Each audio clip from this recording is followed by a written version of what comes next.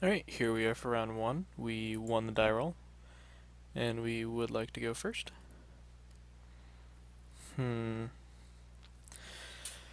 It's a really tough one-lander. Obviously, if we draw a second land, like, we're just very good off, especially if it's one that both taps are white and black. But I think it's a little too slow and unreliable. This one does basically the same thing. I wish I had a removal spell, but Ghost Quarter, Caves, two Leonin Arbiters. We're going to go ahead and keep it and just scry really well. Yeah, and we'll scry that on top. Start with our Caves and pass the turn. With Path to Exile on top of our library, it just kind of shores up everything that all the problems we had. They played the fetch first, so we're not gonna start mana screwing them already, but you never know. Okay, Bloodstained Mire into Sacred Foundry. Could be a burn deck or Mardu midrange. I'm gonna go sweet. Mardu midrange is exciting. I think I'm just gonna path here. There's not much else I want to do. I could fire off the Ghost Quarter since you definitely can't pay for it, but I don't see the huge benefit in that. I like drawing Eldrazi Temple, which means if I draw one more land, I'm in really, really good shape. And he just scoops that up. Oh well, let's try again. Alrighty, round one for real this time. We won the die roll. Oof. It's not bad. I still need another colored source. It's not a great hand. I'm gonna keep it, but if I had any information on what our opponent was playing, I could definitely see mulliganing this. Just because all we're really banking on is Thalia being good. And if we do draw Caves of Coil, any white-black dual land, we're in really good shape. But beyond that, okay, Eldrazi Temple. So Thalia is not good in this matchup. So drawing Eldrazi Temple helps us a lot. Starting with a turn 2 Displacer might help. Really, the turn 3 Thought Knight Seer is what's gonna make this actually good. Alrighty, so we draw Tidehauler Sculler. Can't do anything with it, so we're just gonna keep on keeping on. The Wall of Roots and Noble Hierarch for just all the ramp in the world ever isn't great, but it's fine. Why did he... Oh, he shocked in the... He didn't shock in that. Alright. We're just gonna play Thought Knots here, because it's real good. And my guess... Actually, now that I look at it, with Wall of Roots, I expect that it's Collected Company, Kiki Chord. But I guess not... I meant Kiki Chord's in a Collected Company, but with the Gala Shrine, I guess it has to be Collected Company. I just haven't seen that many... Hmm.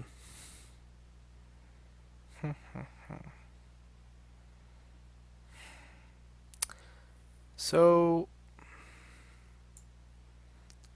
Gonna go with one of the Collected Companies, even though I really do want to take... I really want to take Spellskite there, because we need 2 removal spells to stop the combo anyway. Oh yeah, that was really dumb. He has Wall of Roots.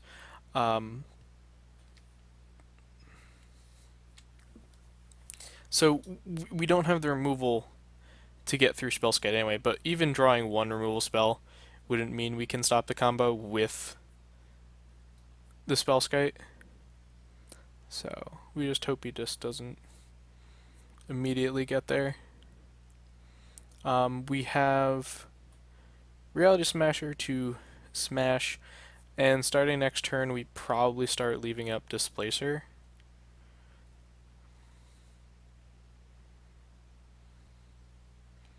But he does have no cards in hand, it's not bad. For this, Um, So I can just play Reality Smasher and swing for 12. That's certainly not bad. If I mean, he can't combo right now, so I guess that's all we're gonna do, and then we just really need to hope we draw something. Because I can always, if I draw a path, I'm gonna be able to Displacer and then Displacer, Blink the Spellskite, and Path one of his combo creatures. So that's pretty much the plan. And now that I have double Displacer mana, I'll be able to blink Spellskite and then blink one of the combo pieces.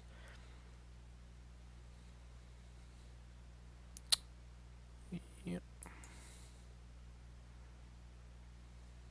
Which now, after thinking about it, that doesn't actually work. So I just hope to rip removal. But I don't think I'm really... Like, I'm either going to beat face and win that way. I don't know of a way that I can be combo with it. Right, sacks Horizon Canopy, plays Fiend Hunter. Fiend Hunter's pretty good. Gets rid of Reality Smasher real good. Now if I do rip Path, I feel like I still have to Path the Anafenza. I don't think, okay. So now what do I do? Oh, I just displace her Fiend Hunter. I wonder... Oh, no, that doesn't work. Because Fiend Hunter just comes again. I keep forgetting that Displacer doesn't get rid of things until the end of turn. So what I'm actually going to do is attack with both, and then second main phase I'm going to blink Thought-Knot Seer.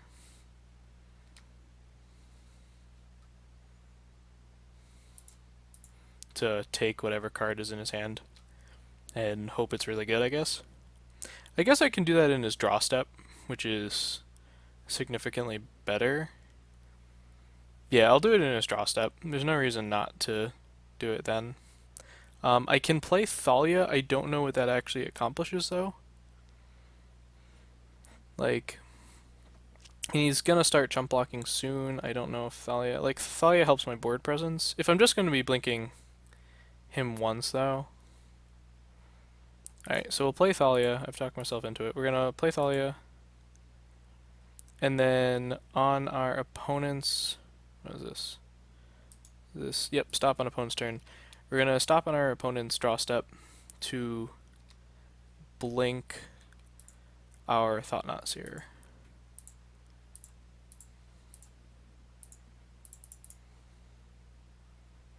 Oh. An opponent. Why do I have to choose a target opponent? Alrighty. Alright, we'll take Kitchen Finks from those. Leaving it with birds is fine. Yep.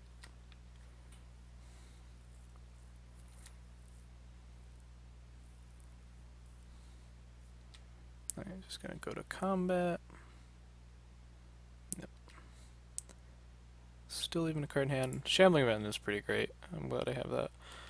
Okay, so what do I do here? I can just start blinking these creatures.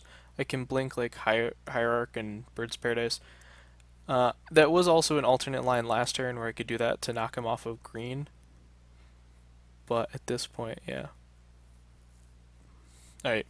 So yeah, I'm pretty sure I'm just going to start blinking these guys. Like, most of the time he's not going to block. He's at a pretty low life total, but the thing is, if I blink before blocks, he'll be able to... Oh no, he has to grow them again. Alright, so then before I declare attackers, in my declare attack step, I'm actually going to...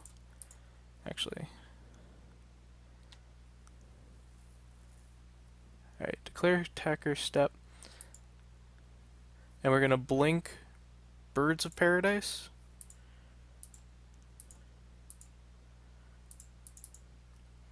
And we're going to blink. Come on. Use this mana. We're going to blink Bird's Paradise, and we're going to blink Noble Hierarch.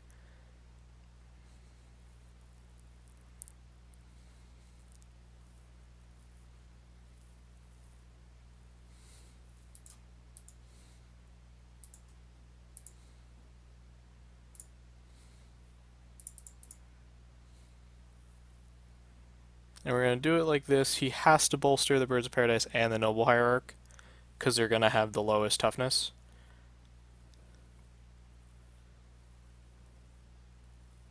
Alright, so he has Court of Calling. But yeah, if he chords, he can't block and he just loses. Okay. And then my plan was to untap and Tidehowler Sculler and win with that. For this, we're going to bring in the Rest in Pieces. We are going to... Wasteland Strangler seems real good. Thalia is not great, but she's acceptable. Even Mind Sensor, don't think... It's not great. Let's see, what else? I do like Thoughtseize in this matchup a lot because the hand disruption is huge. I do have a lot of hand disruption, but I kind of want it to stay that way. I don't think I'm going to be bringing the extra Inquisitions. Let's see what else. Don't like Core Firewalker here. Ilana Rhetoric, don't need it. And I think I'm going to keep the one Reality Smasher. So I think I'm just bringing in the Rest in Pieces and taking out 2 Thalias. Rest in Peace just completely eliminates the combo from being a major factor. I'm also going to mulligan this hand. It's just, I can't keep it. This one, So I'm going to keep it and then just, oof. This is tough. I'm going to bottom it. I really need an untapped land. And I'm only keeping this hand because... Okay, he doesn't have turn 1 acceleration, which helps. I'm happy to see the Wasteland Strangler. Alrighty. I'm going to leave on Shambling Vent to give me more options. Next turn...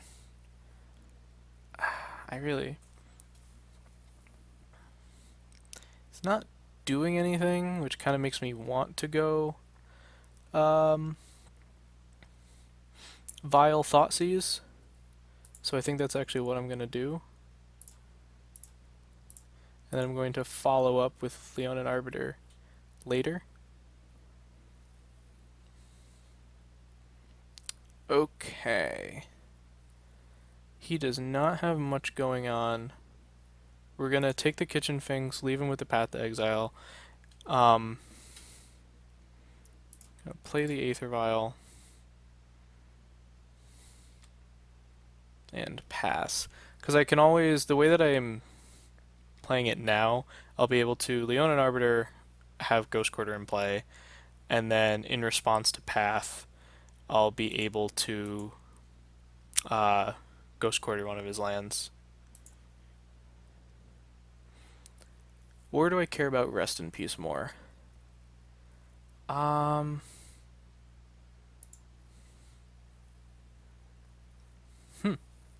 It's interesting. I like Rest in Peace because it gives me fodder for Wasteland Strangler. And he has tons of lands anyway, so the Ghost Quarter plan doesn't really do a ton. And I'm going to be able to Vial in Leonin Arbiter next turn anyway.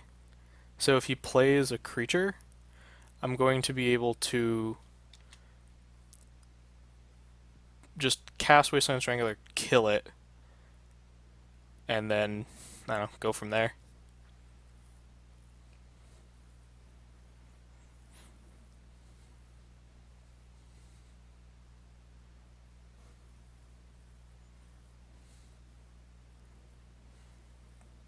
Alright, so yes, we're going to use Aether Vial's ability.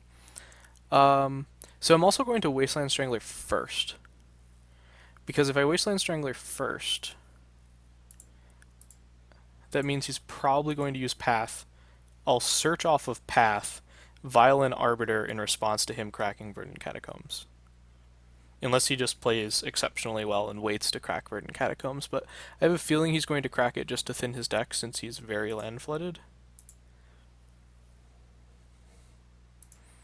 Ready, and going to process his Kitchen Finks, which of course gets exiled again, and I'm going to go to pass the turn.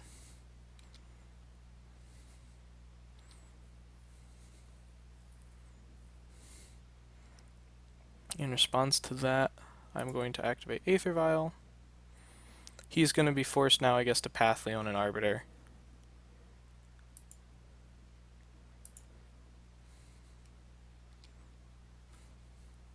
Which is fine, because it means I get to keep a 3-2. That's path, so I actually get to use its ability. I'm going to get a Plains here.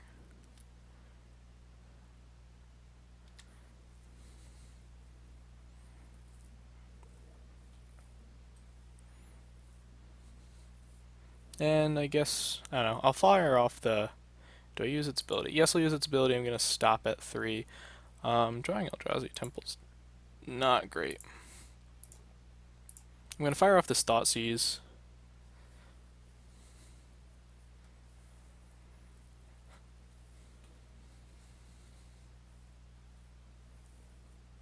I imagine our opponent isn't working with much. If anything, I guess the worst thing he could have is Coco, but he just scoops it up. Seems a little strange to me, but I guess that is that. This match is odd because obviously Rest in Peace is a powerful sideboard card, and we're fairly good against good creature decks, like with the Wasteland Stranglers alongside all of the other hate that we have. So I guess the deck's doing what it's going to do with the added punch of Eldrazi. So looks good to me. I will see you in round 2.